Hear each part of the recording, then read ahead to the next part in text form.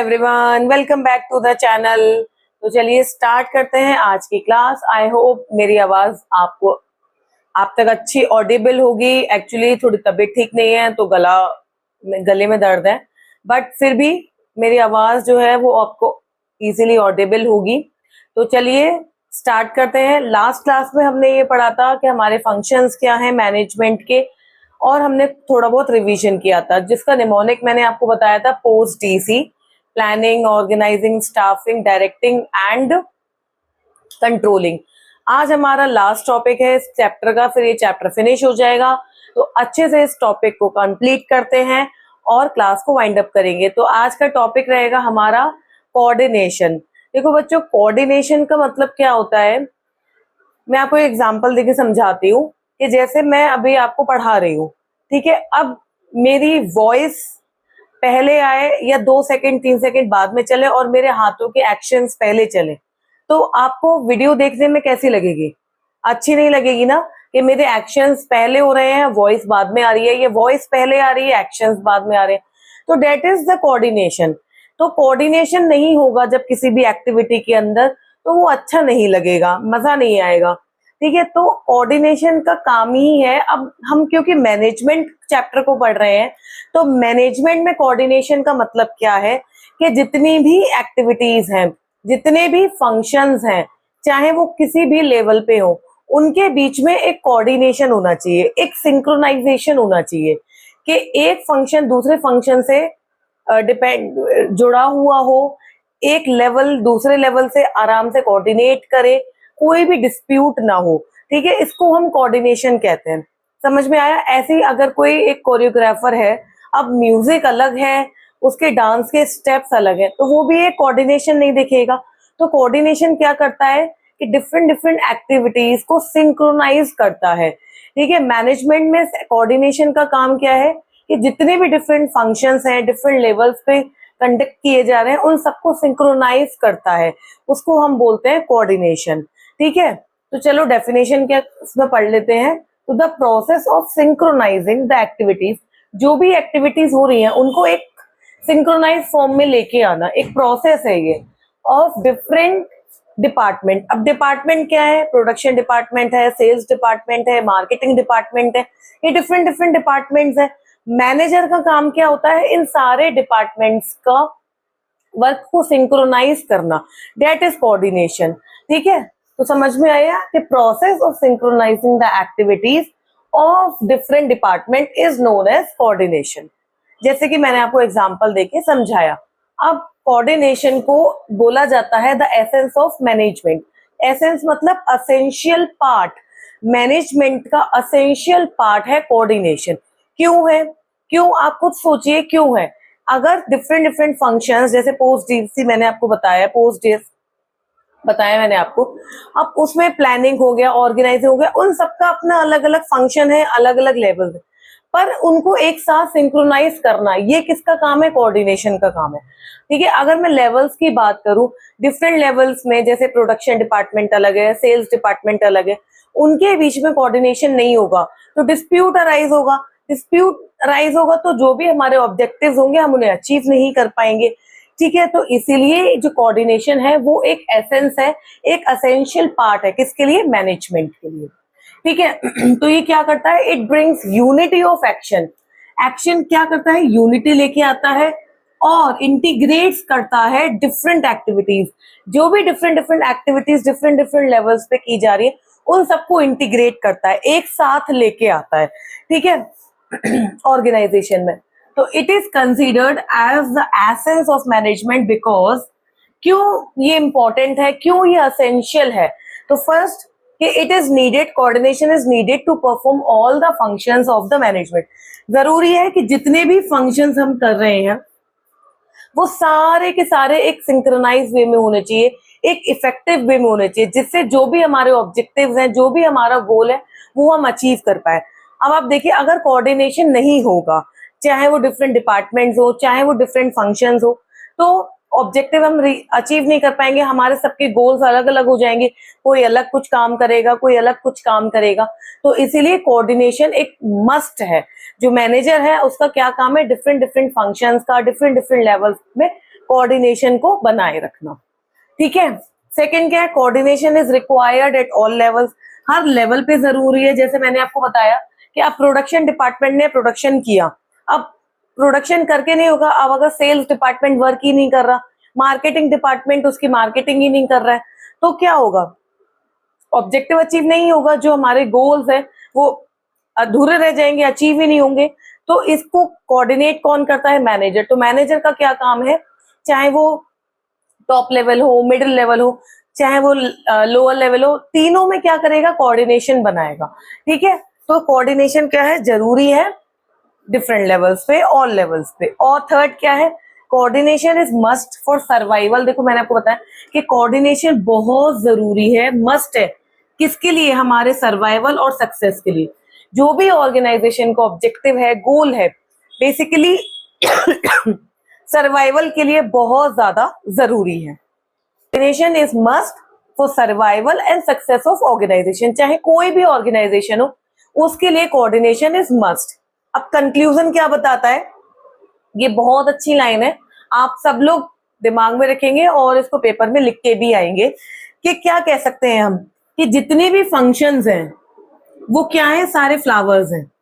और कोऑर्डिनेशन क्या है, एक धागा है जिसने सारे फ्लावर्स को बांधा हुआ है, यानी कि सारे फंक्शंस को टाई अप किया हुआ है, बांधा हुआ है।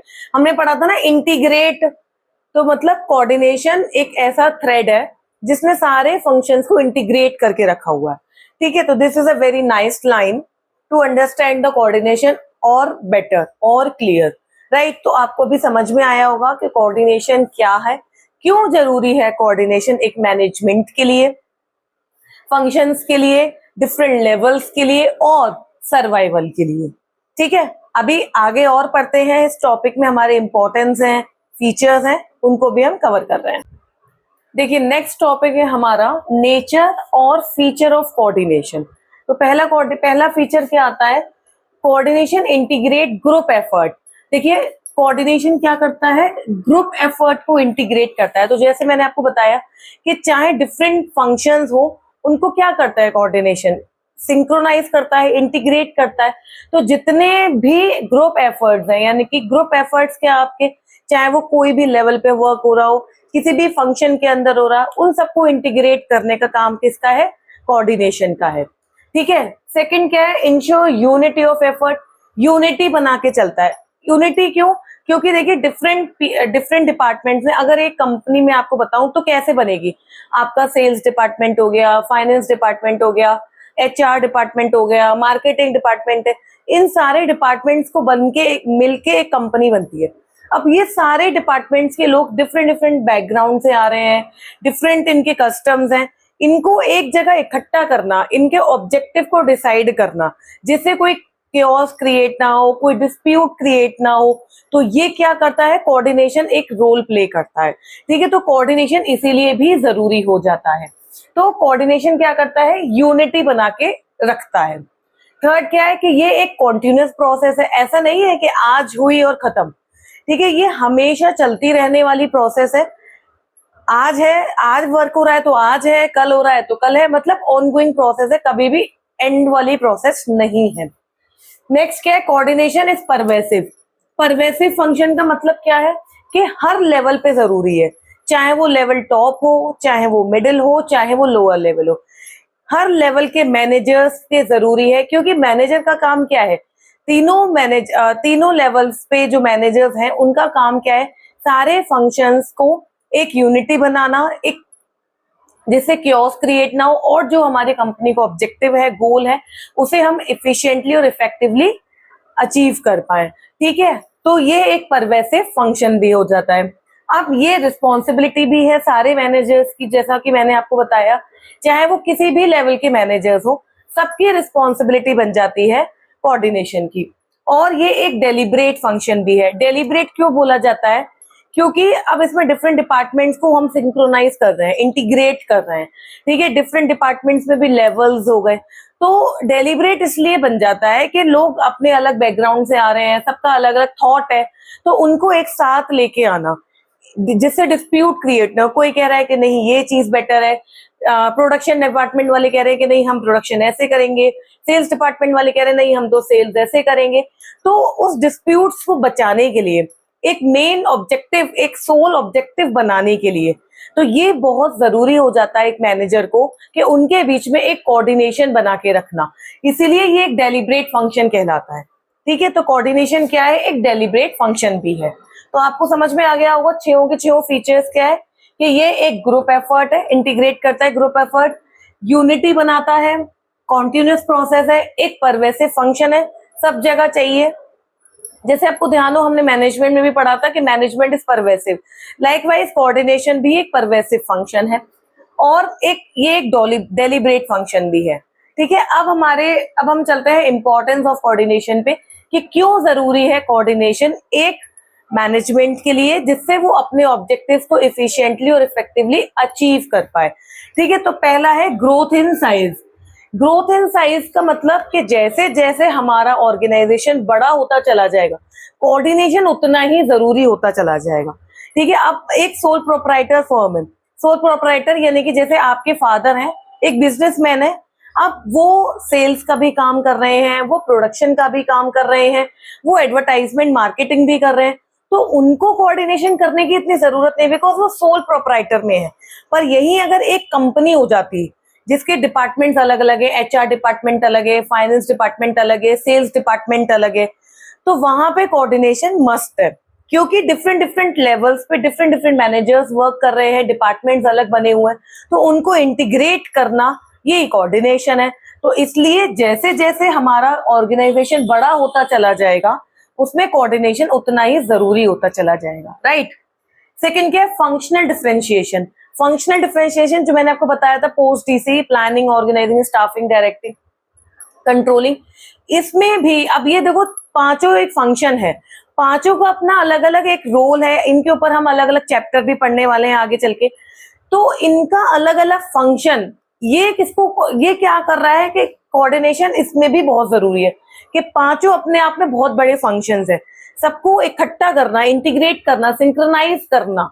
ठीक है, ये भी किसका काम है, कोऑर्डिनेशन का। इसलिए कोऑर्डिनेशन इंपॉर्टेंस बन जाता है फंक्शनल डिफरेंशिएशन के लिए कि हमारे फंक्शंस क्या हैं, हमें क्या काम करना है और किस एक साथ मिलकर करना है। क्योंकि देखो कंपनी का ऑब्जेक्टिव एक सोल है, आपका अलग अलग डिपार्टमेंट्स में अलग अलग हो सकता है पर उसको एक साथ लेके आना, दैट इज कोऑर्डिनेशन। ठीक है, अब स्पेशलाइजेशन।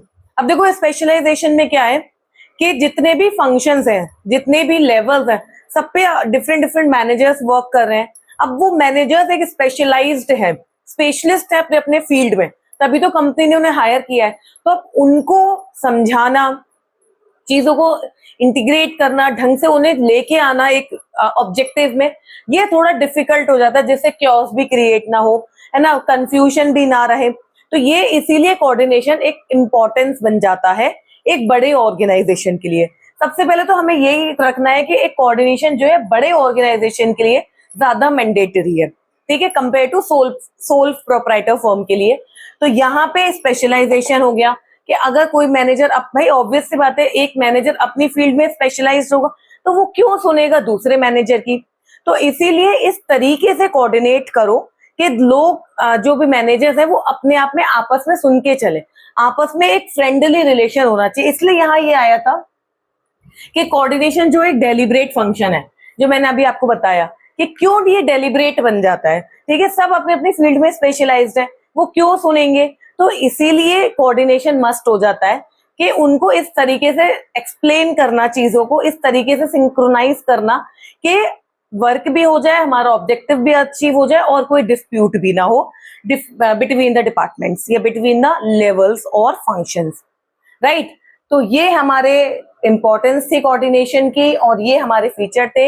ये टॉपिक अपने आप में बहुत इंपॉर्टेंट बन जाता है कि मैनेजमेंट के लिए कोऑर्डिनेशन क्यों जरूरी है। ठीक है, कोई भी एक ऑर्गेनाइजेशन हो, जैसे मैनेजमेंट एक रोल प्ले करता है ऐसे ही एक कोऑर्डिनेशन जो है वो भी बहुत जरूरी है। ठीक है, अगर मैं आपको एक ऑर्डिनल एग्जांपल दूं ओवरऑल, जैसे आप लोग स्कूल में पढ़ते हैं तो स्कूल में कोऑर्डिनेशन क्या है, डायरेक्टर एमडी है, डायरेक्टर हो गए, सेक्रेटरी है, प्रिंसिपल हैं, कोऑर्डिनेटर्स हैं, टीचर्स हैं, ये भी तो सब अपने आप में कोऑर्डिनेट बनाए रखे हुए हैं। सबका अपना अलग अलग स्पेशलाइजेशन है, अपना अलग ऑब्जेक्टिव भी है, बट फिर भी वो एक कोऑर्डिनेट करके एक सिंक्रोनाइज वे में इंटीग्रेट होके पूरे स्कूल को रन कर रहे हैं। और ऑब्जेक्टिव क्या है? बच्चों को अच्छी एजुकेशन प्रोवाइड कराना। ठीक है, तो ये एक ऑर्डिनल स्मॉल वे पे एग्जांपल था। ऐसी बड़ी कंपनी होती है जिनका ऑब्जेक्टिव होता है, उसको वो अचीव करते हैं, उसके लिए ये सारे फंक्शंस की जरूरत पड़ती है, राइट। तो अब आप इसको अपनी बुक से अच्छे से पढ़िएगा, फिर भी कोई प्रॉब्लम आती है तो मुझसे पूछ लीजिएगा। बहुत जल्दी मिलते हैं। अब हमारा चैप्टर फिनिश हो गया है, बहुत जल्दी हम सेकंड चैप्टर स्टार्ट करेंगे नेक्स्ट क्लास में। तब तक के लिए इसको अपनी बुक से रीडिंग लगाइए, अच्छे से पढ़िए, वीडियो को लाइक कर दीजिए, चैनल को सब्सक्राइब कर दीजिए और वीडियो को शेयर भी कर दीजिए। Till then, bye bye, take care, thank you.